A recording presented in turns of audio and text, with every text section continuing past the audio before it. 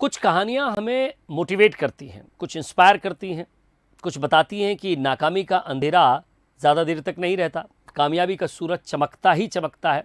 तो क्यों ना एक ऐसी ही असली कहानी से आपको रूबरू करवाया जाए।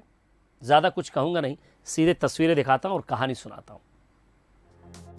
एक पिता जिसने घर चलाने के लिए दिन रात मजदूरी की और एक बेटा जिसने किस्मत की खाली जेब मेहनत से भर दी।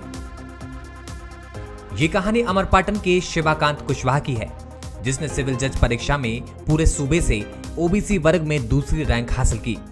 शिवाकांत की ये कहानी उसी धारणा को मजबूत करती है जो हमें बताती है कि भारी मशक्कत और संघर्ष ही अपना बेस्ट परफॉर्म करने के लिए हमें प्रेरित करता है।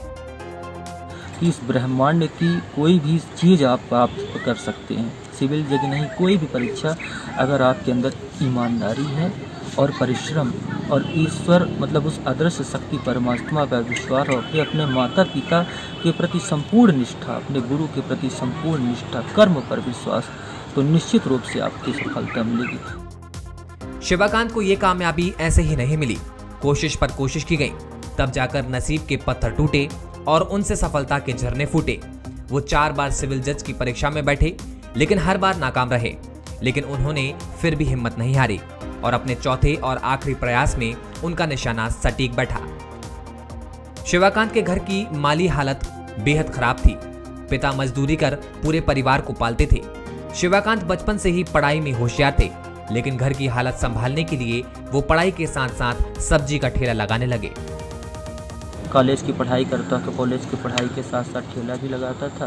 फिर हमको माननीय जज साहब थे, उनसे मार्गदर्शन मिला कि आप क्या करो। मैंने कहा साहब ने कहा LLB कर लो, तो मैं LLB करने लगा। LLB करने के साथ घर की परिस्थितियाँ नहीं थी सही, तो मैं सब्जी का ठेला भी लगाता था, हमारे पिताजी लगाते थे, उन्हीं में सहयोग भी करता था, घर का भी काम करता था। शिवाकांत की मां भी उन्हें पढ़ाने के लिए मजदूरी करती थी। कुछ साल पहले कैंसर से उनकी मौत हो गई। मां का सपना था बेटा जज बने। सपना तो पूरा हुआ, मगर ये देखने के लिए वो नहीं रही। 2013 में मेरी मां का स्वर्गवास हो गया। मेरी मां को कैंसर हो गया था और मेरी मां का सपना था कि हमारा बेटा जज बने। हम जो गरीब परिस्थितियों में, साहब मेरे घर में पहले खाना नहीं हुआ करता था। हमारी अम्मा खेत में काम करने जाती थी, वहाँ से गेहूँ वगैरह लाती थी तो कूट के बनाती थी। शिवाकांत की पत्नी मधु पेशे से प्राइवेट स्कूल में टीचर हैं। पति के इस संघर्ष में वो बराबर की साझेदार बनकर चली।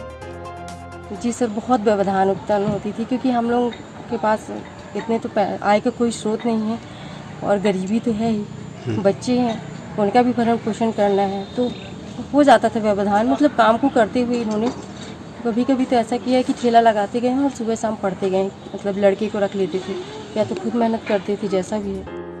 शिवाकांत की कहानी उन सभी के लिए एक मिसाल है जो मुश्किलों के बीच मंजिल से पलट जाते हैं। बढ़ते रहने से एक रोज मंजिल मिलती ही मिलती है।